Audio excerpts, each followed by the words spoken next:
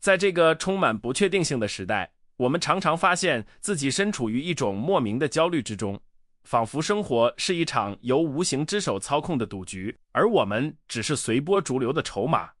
当事情进展顺利时，我们称之为幸运；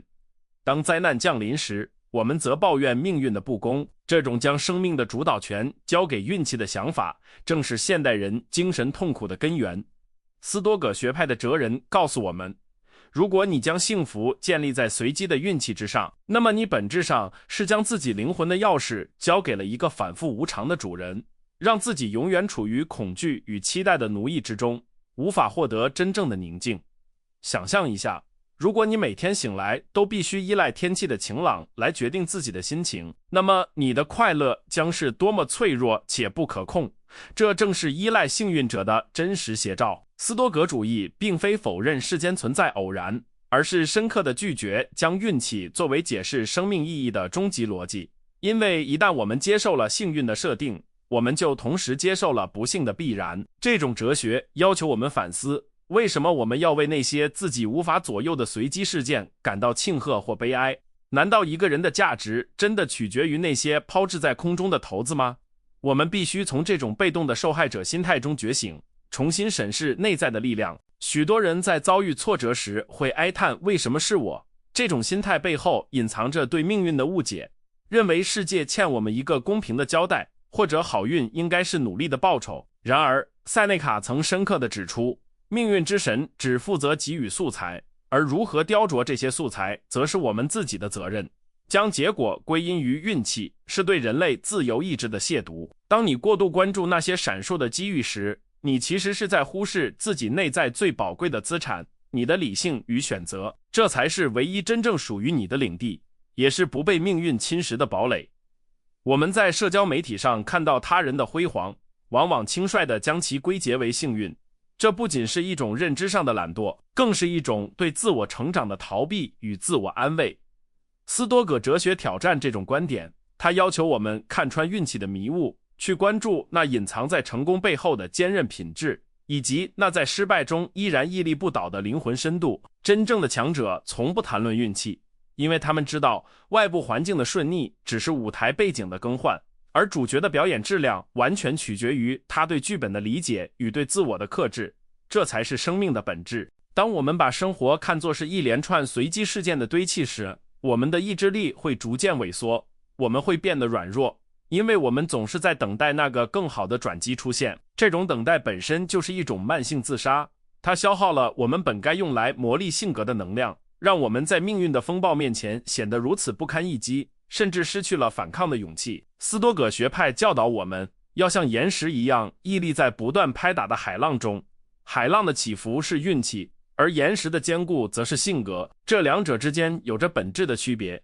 前者是变幻的，后者是永恒的。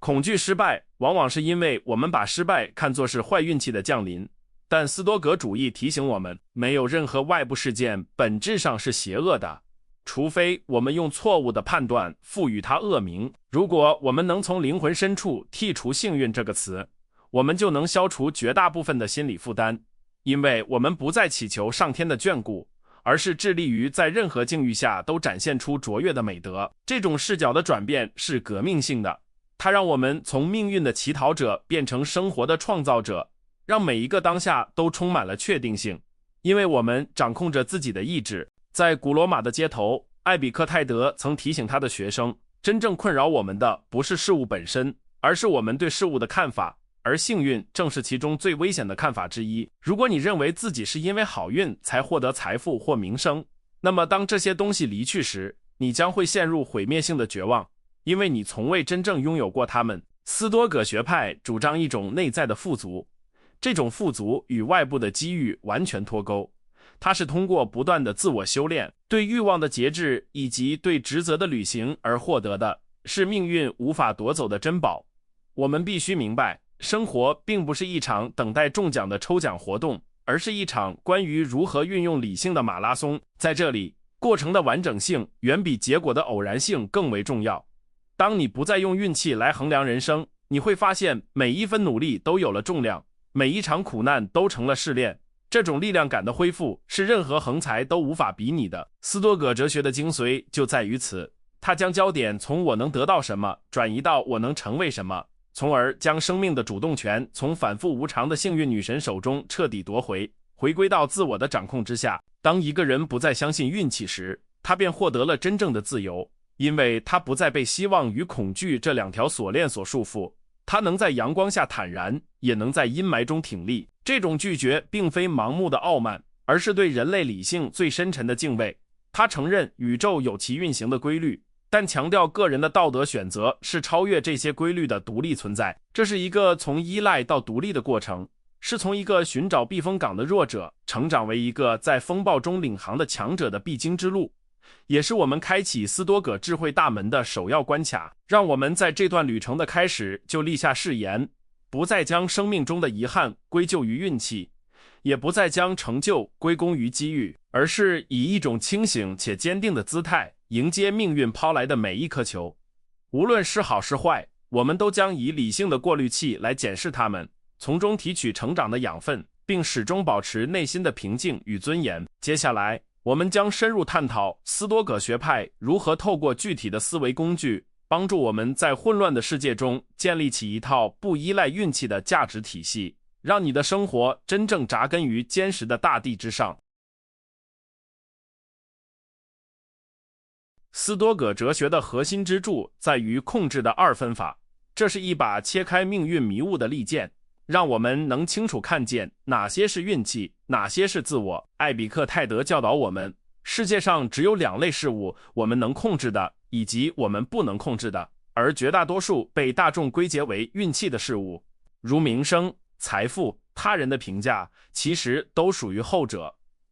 如果你将心力浪费在祈求好运或避开霉运上，你就是在试图掌控那些本不属于你的东西，这不仅徒劳无功，更是痛苦的根源。真正的智慧在于将所有的关注点收回到内心，去打磨那唯一属于你的领地，你的判断、你的意图与你的行动。当我们说斯多葛拒绝运气，实际上是拒绝将运气作为评选好人生的标准，因为在哲人眼中，唯一真正的好是美德，而美德是100%可控的。马可·奥勒留在他的沉思录中反复提醒自己，外部事件本身是中性的，它们既非善也非恶，只有当我们的理智对其做出判断时，它们才具备了色彩。这意味着，即使是最糟糕的厄运，只要你以智慧和勇气去应对，它就能转化为灵魂进步的资粮。运气可以夺走你的财产，甚至夺走你的健康，但它永远无法夺走你选择如何应对这一切的权利。这才是人类最高的人格尊严。让我们深入探讨目标与意图的区别，这是区分运气与实力的关键。斯多葛派常以射箭为喻，射箭者可以精确地调整姿势，屏住呼吸，瞄准目标并松开弦，这一切都是他能控制的内在过程。然而箭一旦离弦，一阵突如其来的强风，甚至是一只飞过的鸟，都可能让箭偏离红心，这就是外部运气。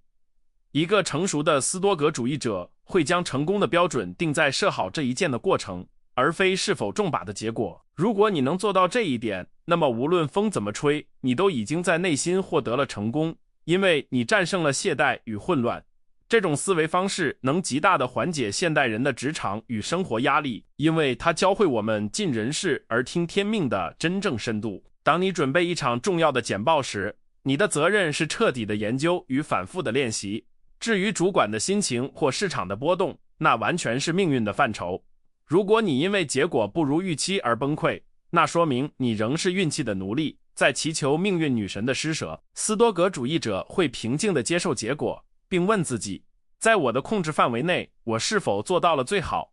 如果是，那么无论结局如何，他的心灵依然如止水般平静，不被外界的嘈杂所动摇。塞内卡曾写道，没有遭受过逆境的人是可怜的，因为他从未有机会试炼自己的力量。这正是斯多葛派对坏运气的独特看法，它不是灾难，而是灵魂的健身房。如果你一生顺遂，靠着好运避开了所有坑洞，你的意志将会变得肥胖而软弱。一旦命运稍微收回他的眷顾，你便会支离破碎。因此，斯多葛派提倡预言恐惧，这是一种主动消解运气影响的修炼。我们在心中预想最糟糕的情况发生，提前与霉运共处，当它真的降临时，它就不再具有击碎我们的力量，因为我们早已在精神上战胜了它。这种预演并非悲观主义，而是一种高级的现实主义，它让我们在好运时不骄傲，在厄运时不沉沦。当你明白一切外部拥有物都是借来的，你就不会因为失去而痛苦，也不会因为获得而狂喜。幸运女神不过是个反复无常的出借人，她随时可能收回她的利息，而斯多葛主义者始终保持着随时交还的心理准备。这种心态让我们能更纯粹地享受当下，因为我们不再被失去的恐惧所折磨，也不再被得到更多的贪婪所引诱。我们与命运达成了一种优雅的协议。拒绝运气的另一个实践工具是转化障碍。当你遇到所谓的霉运时，不要试图绕开它，而要把它当作前进的路标。马可·奥勒留说过，行动的障碍推动了行动，阻碍道路的事物变成了道路。这意味着，当你失去一份工作看似霉运时，这正是练习节俭与重新发现天赋的最佳时机。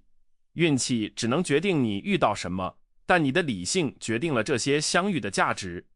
在斯多葛的世界观里，没有什么是真正随机的浪费，每一刻都是上帝或自然提供给我们展现卓越的机会。这种视角彻底消解了运气的毁灭性。在具体操作上，我们可以练习推迟情绪。当所谓的不幸发生时，第一反应往往是情绪的冲动，这正是运气在侵蚀你的理性。斯多葛派建议我们停下来，深呼吸，对那个印象说，你只是一个印象，并非你所呈现的样子。透过这几秒钟的停顿，我们将事件从运气的语境中抽离，放进理性的框架中审视。你会发现，大多数让我们痛苦的并非事件本身，而是我们赋予它的那个不幸的标签。当你撕掉标签，你看到的只是事物的本然状态，而应对本然状态正是我们作为人的职责。此外，斯多葛派强调实践贫穷来对抗运气的诱惑。塞内卡建议我们每个月挑出几天过最简陋的生活，吃最粗糙的食物，穿最破旧的衣服，并问自己，这就是我所恐惧的情况吗？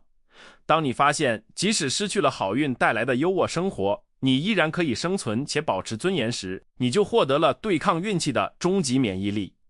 运气再也威胁不到你了，因为你已经证明了你的幸福不依赖于它的施舍。这种实验性的生活方式是将抽象的哲学转化为肌肉记忆的过程，让你在现实的惊涛骇浪中拥有不沉的底盘。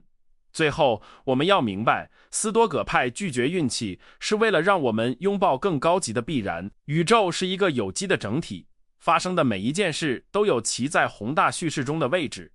当你不再纠结于个人的小幸运或小不幸，而是学会爱上你的命运，你就能与宇宙的律动同步。这不是被动的服从，而是一种充满力量的接纳。接纳那些不可控制的，并全神贯注于那些可以控制的。在这种境界下，运气的概念消失了，取而代之的是一种深沉的责任感与宁静。接下来，我们将探讨如何将这种力量应用于现代社会的竞争与人际关系中。当我们将斯多葛的智慧应用于现代社会的激烈竞争时，最常见的质疑莫过于，难道时机与人脉这些好运不重要吗？斯多葛主义者的回答是，这些外部因素确实存在，但它们不应成为你衡量自我价值的坐标。在当今这个充满变数的金融市场与职场环境中，如果你将成功的定义锁定在中奖式的机遇，你就会在波动中迷失自我，变得患得患失。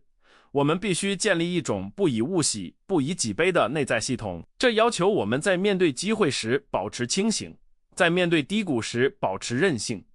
现代生活的杂讯往往诱使我们去追逐风口，但斯多葛学派教导我们，真正的风口是你内在能力的积累与判断力的成熟，而非随风而起的泡沫。一个典型的现代例子是创业或职业转型。大众往往只看到那些站在金字塔顶端的幸运儿，并将其成功简单化为碰巧遇到了好时机。然而，如果你深入研究那些具备斯多葛灵魂的领导者，你会发现他们在所谓的幸运降临前，已经在无数个枯燥的夜晚里练习了对意志的掌控。他他们拒绝将不确定性视为威胁，而是将其视为一种背景噪音。斯多葛主义要求我们在行动时始终带着一个保留条款，即在计划时告诉自己，如果命运允许，我将达成此目标。这层心理缓冲垫确保了当外部运气不配合时，你的精神结构不会因此崩塌，反而能迅速调整方向。人际关系中的运气同样是一个巨大的陷阱。我们常常抱怨遇不到对的人，或是在感情中遭受背叛时感叹命运弄人。斯多葛哲学家会告诉你，他人的行为完全属于你控制范围之外的外部事物。如果你将幸福寄托在他人必须对你忠诚或友善这件事上，你就是在玩一场必输的博弈，因为你把筹码压在了最不可控的运气上。正确的做法是将关注点放在我如何成为一个值得被爱的人，以及我如何以正义与慈悲对待他人。当你不再祈求社交上的好运，你反而会获得一种迷人的气场，那是一种不卑不亢、不求回报的自信，这才是建立深厚关系的基石。在现代社交媒体的聚光灯下，我们极易陷入与他人的比较，这种比较本质上是在嫉妒他人的好运气。看到同龄人买房、升职或环游世界，内心的失落感往往源于我们默认了人生有一条标准的幸运路径。斯多葛学派的艾比克泰德会提醒你，每个人被分配到的剧本不同，有人演国王，有人演乞丐。你的职责不是去抱怨剧本的好坏，而是将分配给你的角色演到极致。这种视角的转换能瞬间消解焦虑，让你从对他人运气的窥探中抽离，重新专注于自己手头的工作。记住，在那荧幕后面的辉煌中，可能隐藏着你无法想象的内在匮乏。我们也要警惕现代科技带来的即时幸运感。演算法的推荐、游戏的抽卡、短影音的随机刺激，都在训练我们的大脑去依赖外部的偶然奖励。这种成瘾机制与斯多葛倡导的自给自足背道而驰。为了夺回主动权，我们需要主动创造阻力，例如在日常生活中练习拒绝便利，或是在感到枯燥时不立刻寻求外部的娱乐补偿。这是在微小的事情上练习拒绝运气的诱惑，锻炼那条名为理智的肌肉。当你习惯了不依赖外界的刺激来获得快感，你对命运的掌控力就会在无形中增强，变得更难被外界的诱惑所动摇。面对现代生活中的重大灾难或社会动荡，斯多葛的拒绝运气论显得尤为重要。很多人在遭遇不幸后会陷入长期的创伤中，反复拷问为什么幸运没有降临在自己身上。斯多葛派提供了一种强大的心理防御，既然这件事已经发生，它就成为了既定事实，属于不可控的过去。沉溺于对过去好运的追忆或对现状的愤恨，是对当下生命能量的二次浪费。我们应当效法塞内卡，在困境中寻找展现勇气的切入点。不管命运夺走了什么，只要它还留给你思考的能力，你就有机会转败为胜。这种胜利是精神意义上的，也是最持久的。关于金钱与财富，斯多葛主义者持有一种冷淡的优先选择态度。他们不拒绝财富，但拒绝将财富视为幸运的证明或幸福的保证。如果你因为中彩票而狂喜，那意味着你也可能因为投资失败而轻生，因为你的灵魂已经被金钱这个变动的变量所绑架。现代斯多葛主义者会练习财务的预演，假设自己失去所有的收入来源，自己还能如何保有尊严的生活。这种练习并非要我们变得贫穷，而是要我们在富有时依然保有贫穷的能力。当你不怕失去财富时，你就拥有了财富，否则是财富拥有了你。这正是运气最隐晦的枷锁。在对抗现代焦虑的过程中，我们还需要学会区分效率与效果。效率是我们可以控制的投入，而效果往往受到运气与环境的干扰。一个斯多葛式的现代人会为自己的高度自律与精进感到自豪，而对最终的数据表现保持一种超然的淡定。这并非不思进取，而是一种更深刻的进取，因为你的动力源自于内在的成长需求，而非外部的排名。当你不再为了赢过运气而活，你的创造力会被彻底释放，因为你不再害怕失败。失败在斯多葛眼中只是一个反馈讯号，告诉你哪里的认知需要修正，而不是对你人格的否定。我们必须意识到，所谓的好运有时是最大的诅咒。一个从未经历过挫折，一路顺风顺水的幸运儿，其实是极其脆弱的。它就像一个温室里的花朵，从未见识过现实的寒冬。斯多葛派反而会感谢那些适度的霉运，因为那是命运在帮我们排除杂质，让我们看清谁是真正的朋友，哪些是真正必要的生存技能。在变动不居的现代社会，这种反脆弱的特质才是真正的核心竞争力。拒绝将运气作为解释，是为了让我们在混乱中建立秩序，在无常中找到恒常，在喧嚣中守住孤独的自由。总结来说，斯多葛派在现代社会的应用，就是将我们从对概率的崇拜转化为对性格的塑造。世界可能依然随机，但你的反应不用随机。当你身边的人都在讨论如何抓住下一个财富机会，如何避开潜在的风险时，你可以平静地专注于自己的美德与智慧。这种不被时代洪流裹挟的定力，本身就是一种超越了运气的神圣状态。你不再是一个在赌桌旁焦虑等待的赌徒，而是一个在棋盘前冷静思考的棋手。接下来，我们将进入最后的篇章，探讨如何从更高的维度审视生命，并通过实践将这些原则内化为你生命的底色。当我们站在生命的最高处俯瞰，会发现运气这个概念在斯多葛的宏观视野中逐渐消融。哲人们相信，宇宙并非混乱的堆砌，而是一个由最高理性治理的有机整体。每一件发生的事，无论在凡人眼中多么偶然，都是自然链条中不可或缺的一环。因此，斯多葛派不谈运气，而谈必然。当你抱怨命运不公时，你其实是在质疑宇宙的秩序。这就像是交响乐中的一个音符在抱怨自己为什么不是主旋律。智慧的觉醒就是学会从狭隘的个人视角跳脱出来，去理解并接纳那推动星辰运转的力量。这种视角的转变引出了斯多葛主义最震撼人心的实践：爱你的命运。这不是无奈的屈服，而是一种热烈的拥抱。尼采后来继承了这个观点，他认为一个人伟大的标志是不仅能承受必然，而且能爱上它。当你不再区分好运与坏运，而是将生活中发生的一切都看作是恰好发生且必须发生的事物时，你就获得了一种近乎神性的平静。无论是金榜题名还是倾家荡产，你都对命运说谢谢，因为这两者都是宇宙给予你修炼灵魂的素材，是你这场人生剧本中必然出现的转折。让我们来到斯多葛哲学的最深处，面对那终极的命运——死亡。斯多葛派提倡死亡冥想，这看似阴沉，实则是对抗运气幻想的终极解药。在死亡面前，所有的好运都显得微不足道，所有的名声、权力与财富都会被洗劫一空。如果你的一生都在追求那些依赖运气的外部事物，那么死亡对你而言将是彻底的毁灭。但如果你追求的是内在的美德，死亡只不过是自然的常态，是另一种必然的发生。一个每天都准备好面对死亡的人，绝不会被生活中的小幸运所诱惑，也不会被小不幸所击垮。这种对生命短暂性的清醒认识，让我们能更专注于当下的每一个瞬间。运气总是在未来或过去，它是对如果当初的遗憾，或对希望以后的幻想，而斯多葛主义者只活在现在。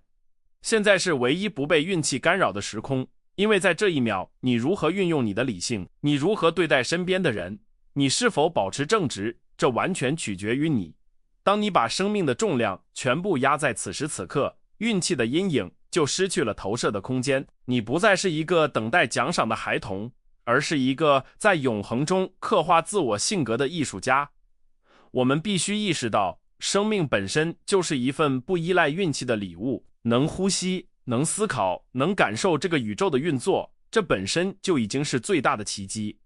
当你带住感恩的心去观察世界，你会发现，那所谓的霉运往往是伪装的恩典。塞内卡曾说，苦难是为了磨练伟大的灵魂。如果没有那些挑战，我们永远不知道自己有多坚强。因此，拒绝将运气作为解释，本质上是拒绝将自己看作是环境的产物，而是将自己看作是环境的主人。你的人生不是被随机抛掷的，而是被你的一系列选择所雕琢出来的杰作。在社会层面上，这种拒绝运气的态度能培养出一种真正的公正与慈悲。当我们看到那些处于困境中的人，我们不应仅仅感叹他们运气不好，这种同情往往带着高高在上的优越感。斯多葛主义者会看到那是另一个在与命运搏斗的灵魂，并给予实质的尊重与帮助，因为我们知道外部境遇的差异并不能决定人的本质价值。同时，当我们自己身处高位，我们也不会因好运而傲慢，因为我们知道这些随时可能被收回。唯一值得骄傲的是我们在那个位置上展现出的慷慨与正义。总结这场灵魂的修行，斯多葛哲学给了我们一套应对无常世界的完整系统。它教导我们划清界限，将所有能量专注于内在的意志。它教导我们预演最坏的情况，消解恐惧的毒素。它教导我们转化障碍，将每一颗绊脚石变成前进的阶梯。最后，它教导我们以宇宙的高度去爱那不可逃避的必然。这是一条从焦虑走向安宁，从奴役走向自由的路径。在这条路上，运气不再是主宰，而只是背景音乐，而你是那唯一的指挥家，决定着旋律的高亢与低沉。现在，请闭上眼睛，想象你正站在命运的风暴中心，四周是飞沙走石，是世俗意义上的成败得失，是那些人们称之为运气的随机力量，而你像一座不倒的灯塔，内心燃烧着理性的火焰。你不再祈求风暴平息，也不再害怕黑暗降临，因为你已经明白，灯塔的职责就是发光，无论海面上发生什么。